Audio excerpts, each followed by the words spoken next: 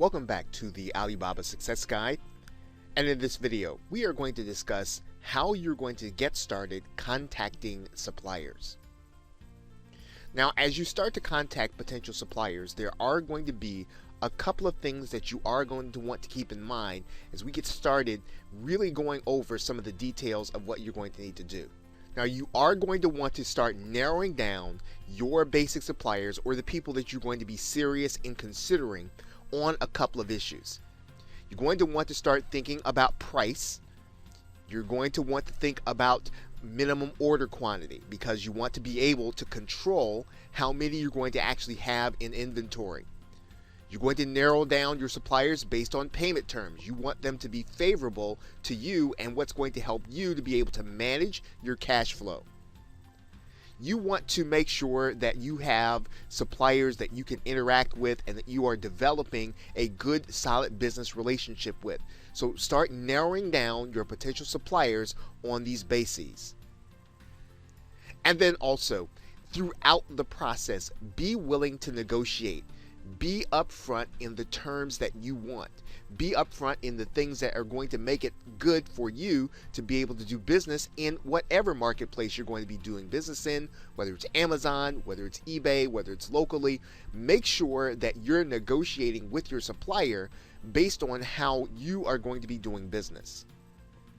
Now, one thing that you want to keep in mind is that the minimum order quantity is just about always going to be negotiable with the supplier. So just consider that as you go through the process.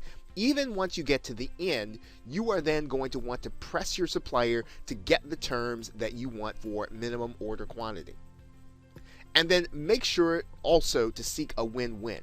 Don't try to button down your supplier to the point where they're actually not being able to do business and they're not getting anything from being able to do business with you. You want to develop a long-term partnership with them if your product is successful. So make sure that it's a win for them and a win for you. Now, let's get into some of the detail. Now, email can definitely be the primary means of contact, but there are some other things that you're going to want to think about.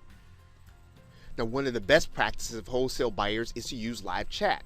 And that's a good thing to use so that you don't have to wait for a reply. You can actually continue to move the process forward while you're online. Now, Alibaba's website can actually let you know when a supplier is online. In fact, when you're online and you're searching, you'll be able to self-select for those who are already online by clicking this box. Now, if you do choose to use live chat, you're going to want to try to time it to early in the morning GMT. These are business hours in China, and what this is going to do is it's going to increase your chances of being able to meet an actual sales rep online again, so that you can continue to move the process forward. Now, if you do choose to use email, please keep in mind that your email is likely to be translated. And when you write your email, what you're basically going to be doing is requesting a quote. Now, let's take a look at what your email should actually say. Of course, you're going to start out with salutations, and you're going to state your name and that you're looking for a supplier of a specific product. You probably want to make some statement about the fact that you've been doing research and that you found their company. And then you're going to state clearly what it is that you want. You're going to state that you'd like information about that product on minimum order quantity, FOB pricing, production time, payment terms, and sample pricing. And then you want to keep this email very short and to the point. You want to have them contact you at your business email. Now, hopefully you have set up a business email that's specifically to do business with Alibaba suppliers.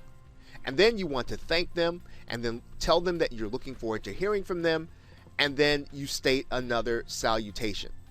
Again, this is a very short email, very direct, and it's asking and inquiring for information. Now, you want to write the email so that you get everything you need without days or weeks going by. So you want to request as much information as you possibly can. Now your goal, and you should easily be able to do this, to get all of the information you need to make a decision within 24 hours from the time that you actually send your message. Now, using a format like this with a narrowed down list should help you to get in contact with as many potential suppliers as you can within one sitting that you're actually serious about. Now, although you don't want to rush the process, as you know, time can really be of the essence, especially if you already have a good market opportunity and you sense that you're going to be able to profit in a niche quickly. Now, one thing that you'll want to keep in mind is that not getting samples is a deal breaker, and you should not proceed contact with any supplier who does not or is unwilling to supply you with samples. Now, once you actually start hearing back from suppliers with all the information you've requested, you'll have a few candidates that are going to be worthy of requesting and paying for samples. You'll then want to send a follow-up email to those that you're serious about to get those samples. Now, you're communicating with them to let you know that you're not trying to get around their MOQ. You are really trying to get a sample because you're serious about buying. And once you send the email that we're about to go over in a minute, you should expect a confirmation as to the cost of the sample and then how you can make payment for them.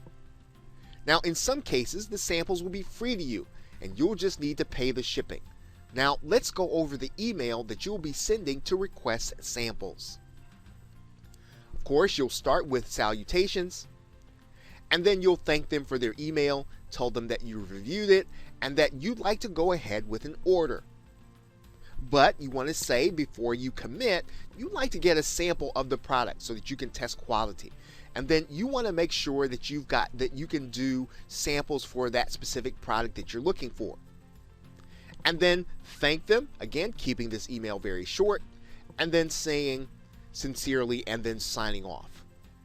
And that is the process of contacting suppliers to get ready to receive your samples. Now, the next video, we're going to be talking about what's going to happen when you actually start to receive your samples back. So with that, thanks, and I will see you in the next video.